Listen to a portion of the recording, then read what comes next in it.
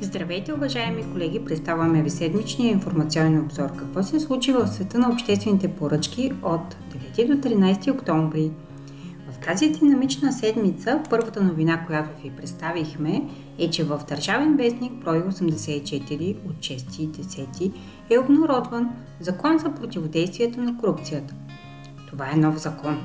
Съгласно параграф 54 от Преходните и заключителни разпоредби на Закона за противодействие на корупцията, в Закон за обществените поръчки навсякъде думите член 54 от стария закон, Закон за противодействие на корупцията и за отнемане на незаконно придобитото имущество се заменя с член 72 от Закона за противодействие на корупцията. Разпоредбите влизат в сила от момента на обнародването, т.е. от 6 октомври 9 часа факт. Така че в ЗОП се променят определени разпоредби, както и съответно националното основание, което следва да присъства в документацията на ЗОП по възложителите. Следващата новина, която ви представихме, е, че е публикуван на портала за обществени консултации за обсъждане проект на постановление на Министерския съвет за изменение и допълнение на методиката за изменение на цената на договор за обществена поръчка в резултат на инфлация, приета с постановление номер 290 на Министерския съвет от 2022 година. Крайната дата за становище е 6 ноември, така че побързайте, ако искате да дадете вашето становище. Приемането на проекта на постановлението се налага с оглед констатирания нееднозначен подход при определяне размера на изменението на цената и на основните стоки и материали, формиращи стойността на договора за обществена поръчка и рамково споразумение за строителство в резултат на инфлация. Цели се поставяне предотвратяване на различията при прилагане на методиката във връзка с последиците от увеличаване на разходите за основните стоки и материали, формиращи стойността на договора за обществена поръчка или рамково споразумение за строителство в резултат на инфлация.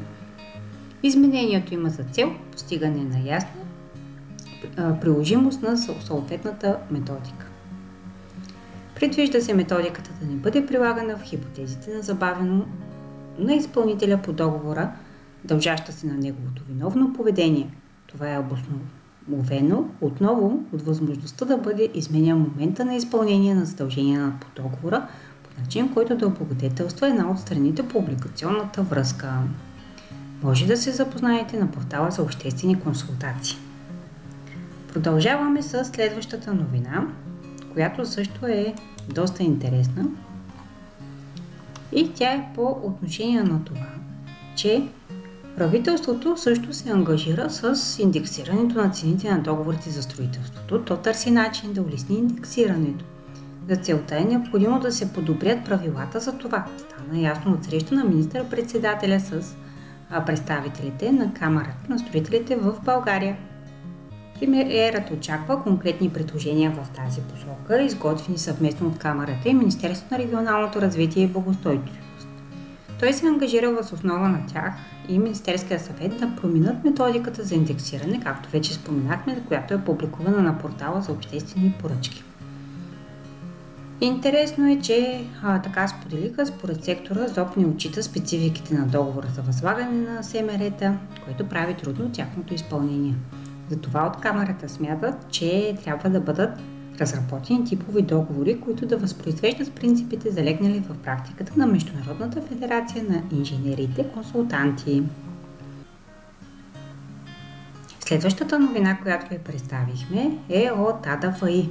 За периода 1 юли 30 септември финансовите инспектори от агенцията приключиха 101 финансови инспекции и проверки. Проверени са 365 обществени поръчки и 363 договори. По време на инспекции са установени 428 нарушения и са съставени 396 акта за установяване на административни нарушения. Най-често установените нарушения на Закона за обществените поръчки, Закона за финансовото управление и контрола в публичния сектор, Закона за счетоводството, Закона за публичните финанси, както и на подзаконовите нормативни актове. Констатирани са 31 непроведени или неоснователно проведени обществени поръчки. Установени са също така нецелеви разходвани средства. Контролните органи на АДФИ са констатирали 16 броя индикатори за измама по смисъла на параграф 1, точка 9 от допълнителните разпоредби на Закона за държавната финансова инспекция.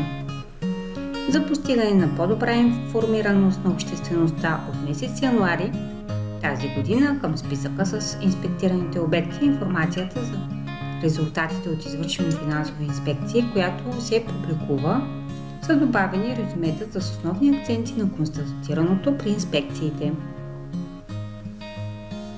Друга интересна новина е свързана отново с изменения в ЗОП.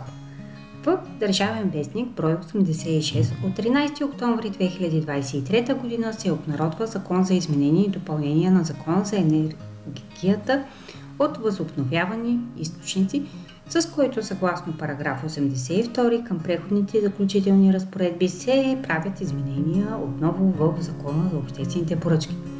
То обхваща общите изключения от приложното поле на ЗОП. Така съгласно член 13 алинея 1 от Закона се въвежда нова точка с номер 22, която разширява изключенията и е със следното съдържание за обществени поръчки, които са свързани с изпълнение на дейности по експлоатация на индустриален парк по смисъла на Закон за индустриалните паркове, дейностите по разпределение на електрическа енергия и природен газ в затворена разпоредителна мрежа по смисъла на Закон за енергетиката и други секторни дейности, когато последните се извършват само на територията на индустриален парк или индустриална зона. Горепосочените промени в ЗОП са вече официално оповестени съгласно параграф 90 от преходни и заключителни разпоредби към Закона за изменение и допълнение на Закон за енергията от възобновяеми източници вече са действащи. Още новини от тази седмица са във връзка с нашия проведен семинар. При засилен интерес се проведе на 4 до 6 октомври и приключи успешно националната работна среща на възложители на обществени поръчки есен 2023. Наш домакин бе тракийската резиденция Старосел, като в първия ден на семинара тържествено се откри от адвокат Петър Петрев, след което госпожа Анелия Цветанова представи актуални насоки за работата с ЦАИСЕОП, като във фокуса на вниманието бяха законосъобразното попълване на електронни образци и актуални насоки в електронното възлагане при обществени поръчки. През втория ден лектор бе госпожа Ковачева, която направи преглед на актуалната практика на ВАС и СЕС относно често допусканите срещи от възложители при организиране и провеждане на процедури и превенция от налагане на финансови корекции. През третия ден госпожа Мариана Кацарова представи актуална тема за промените в Закона за обществените поръчки, които станаха факт, защото се приеха на второ четене в Народното събрание в периода на семинара. Разглеждаха се и мерките по Националния план за възстановяване и устойчивост, свързани с обществените поръчки, както и основни моменти при търсене на административно-наказателната отговорност за нарушения по ЗОП и ППЗОП. Благодарим на всички, които участваха в семинара. С това ви пожелаваме една хубава и успешна нова седмица.